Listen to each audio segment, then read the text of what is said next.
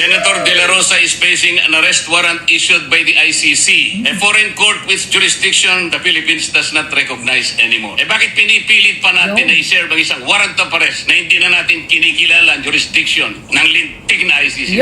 Therefore, if the sponsors are sincere in their desire that the Senator De La Rosa be accorded the same rights and remedies as those enjoyed by Senator Enrile et al., they should not allow his surrender to the ICC. They should instead withdraw resolution number 395. Dapat lamang na ibasura ang resolution number 395. But please take note, Mr. President, they did not mention that their co-sponsor, Panfilo Lacson, evaded service of arrest warrant. Kagaya po ng nasabi ko na kahapon, Mr. President, wala po tayong extradition treaty sa ICC. At wala na po tayong membership sa Rome Statute sapagkat nag-withdraw na po tayo. Sa makatwid, wala na pong treaty. Yun po ay nakasaad sa Article 17 ng 9851. Bakit pinipilit pa natin na i-serve ang isang warrant of arrest na hindi na natin kinikilala ang jurisdiction ng lintig na ICC na? Kung halimbawa po, ito naman ay yung ginawa ko yun, nakisakay ako sa inyo. Pinapalabas pa na dahil meron lang akong gustong pagtaguan. Si Senator Bato. Hindi ba napatunayan natin ang isang kasabihan, Mr. President, Senator Pia, na nagtatali-talinuhan ng matsin? Yes, nagtatali-talinuhan. Nauutakan pa rin. So ayan, ito na nga. Ginagawa talaga lahat nila, Senator Marcoleta, yung grupo nila, yung majority para hindi maaresto sana si Senator Bato. Kaya lang sa ngayong oras na to, talagang inaabangan ko rin yung mga mga update, yung mga live. Nandun na yung NBI sa Senate, sa labas, tapos yung mga armadong AFP nandun na sa loob, tapos may sinasabi pa na aarestuhin, may aarestuhin daw sila. Sino pa yun? Hindi pa daw binibigay yung pangalan. Sino mga aarestuhin? Si Bato, 'di ba? Yan ngayon, kaya nakakalungkot yung mangyayari ngayong gabi. Kahit ganito na yung laban nila Marcoleta, nila Senator Robin, talagang, di ba pa ng resolution yung 5 bugok na senador na dapat daw ay sumuko na lang. Kaya nga sinasabi dito ni Marcoleta na dapat yun ibasura kasi nga, yung sinasabi nila na ginawa rin kay Trillanes, kay Enrile, saka kay De Lima, malaking pagkakaiba kasi nga, hindi naman court ng Pilipinas yung nandiyan warrant kay Senator Bato, kaya magkaiba talaga. At saka si Ping, yung lintik na yan, kasama dun sa sa resolution na yun, samantalang siya ay nagtago ng napakatagal, di ba? Anong klase mga tao? Kaya ayan, napakagulo ngayon, patuloy ang kaguluhan doon sa loob at labas ng Senate ngayon.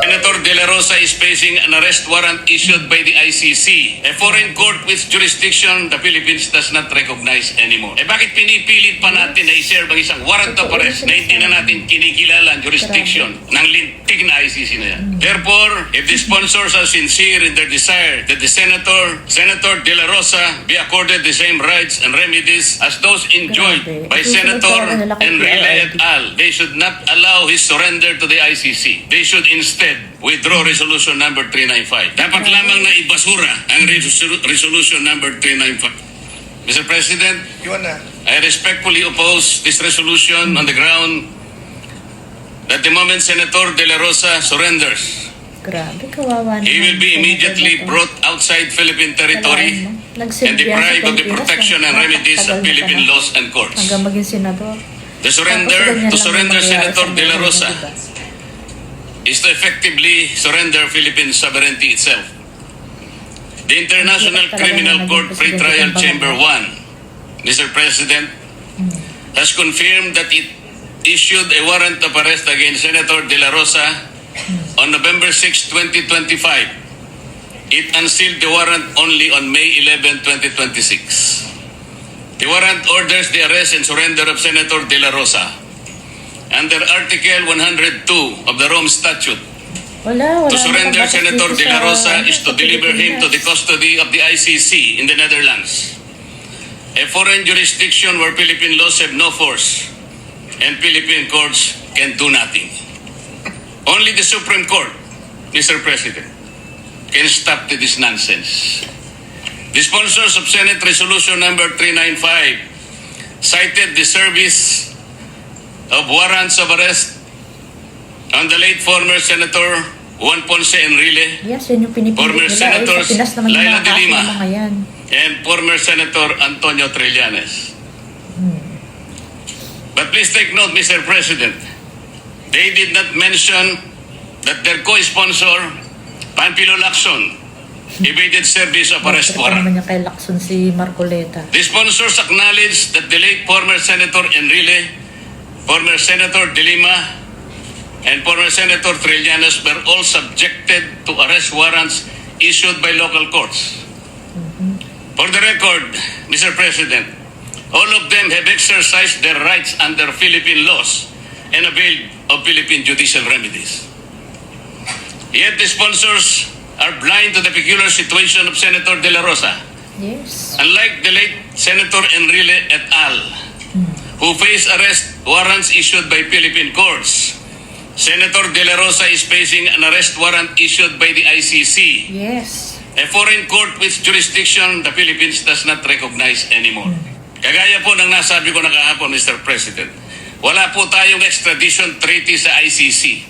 Oo nga, aba. At wala na po tayong Matagal nang wala. Napakawala lang talaga ng membership bangag na yan. sa Rome Statute sapagkat nag-withdraw na po tayo. Sa makatid, wala na pong treaty. Yun po ay nakasaad sa Article 17 ng 9851. Eh bakit pinipilit pa natin na i-serve ang isang warrant of arrest na hindi na natin kinikilala ang jurisdiction Wala ng namang lintik kwenta. na ICC na yan? An issue with the aspersion of malice na parang patago kong pinarating dito na gamit ang kotse ko na walang katotohanan. Kaya to answer your question, wala naman hong masama. Yes. Yun nga Okay, po ano eh. naman Siya na gusto rin po makaibigan, umamin ano? na wala naman pong masama. Eh ba't kinakailangan pong Yes. gawan pa po ng post yun? Gagawan pa ng kwento. Pangalawa pong tanong, Sir President, Senator Pia. Kung halimbawa po, ginawa ko yun, nag-isakay ako sa inyo, dahil meron lang akong gustong Ano naman kung doon sa pagtaguan. pakialam nila. Hindi po ba napagtitibay natin ang kasabihan nating mga Pilipino? Natira tuloy si Matching. At nakuha ko naman talagang magtago dahil nakisakay nga ako sa inyo. Hindi ba napatunayan natin ang isang kasabihan, Mr. President, Senator Pia, na nagtatali-talinuhan ng matching, Yes. nauutakan pa rin. Salamat po. So ayan guys, hanggat maaari talagang inililigtas nila si Senator Bato na hindi madala sa ICC. Kita nyo naman yung mga inaano ni Senator Marcoleta, yung grupo nila. Kaya lang sa sitwasyon ngayon na nandun na yung NBI, napapalibutan na ng pulis, talagang nasa loob na rin yung ilang AFP, yung ibang AFP. Kasi nung umaga pa lang sinabi nag-deploy na yung AFP sa paligid. Pati yung mga... Basta ang dami na, punong-puno na ilan. 700 na yata yung pulis na nandun, na nakabarikada. Tapos yun nga, andyan na, sinasabi pa nila na aarestuhin daw nila, may aarestuhin daw sila. Eh, sino bang aarestuhin nila? Si Senator Bato lang naman ang nandun. Wala namang ibang aarestuhin kung sakali, di ba? Ayan, ganyan, kawalang iya yung gobyerno natin. Nakalaan yun, ginawa na nila kay PRD. Isusunod talaga nila si Senator Bato kasi nga, pilit nilang papalitan ngayon nga. Usap-usapan, pilit nilang pinapabaliktad si Loren Ligarda para bumaliktad, para mapalitan maging si Soto uli. O kaya ay parang si Ligarda na lang daw ang magiging Kasi nga ay gagawin nila lahat yan kasi hindi pwedeng upo si Marcoleta sa Blue Ribbon kasi mayayari sila dun eh. Kasi nga yung impeachment kasi ni BP Sara pang lihis talaga yan dun sa dun sa flood control na yun kasi nga nalaman na booking na sila dun eh. So kailangan matuloy yun para kailangan mapalitan talaga yung mga mapalitan na naman yan. Kaya sinasabi nga nila, di ba, ni Senator Cayetano, anytime pwede na naman siyang mapalitan. Kasi nga, hindi papayag yung mga yan eh. Sa sobrang sama ng intensyon nila talagang, hindi na mapigilan ang mga kawalang hiyan. Grabe ang kaguluhan nito. Kahit ganyan na talagang, parang nagpagod lang sila kasi nga, kahit anong sabihin nila na hindi na dapat tinatanggap yung warrant ng ICC, wala pa rin. Ayan pa rin ang nangyari. Sabi ko nga dun sa mga post ko, delikado ngayong gabi. Aabangan ngayong gabi kasi talagang kukuhanin nila.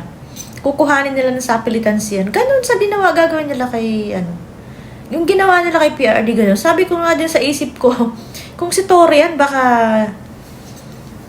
na yan eh.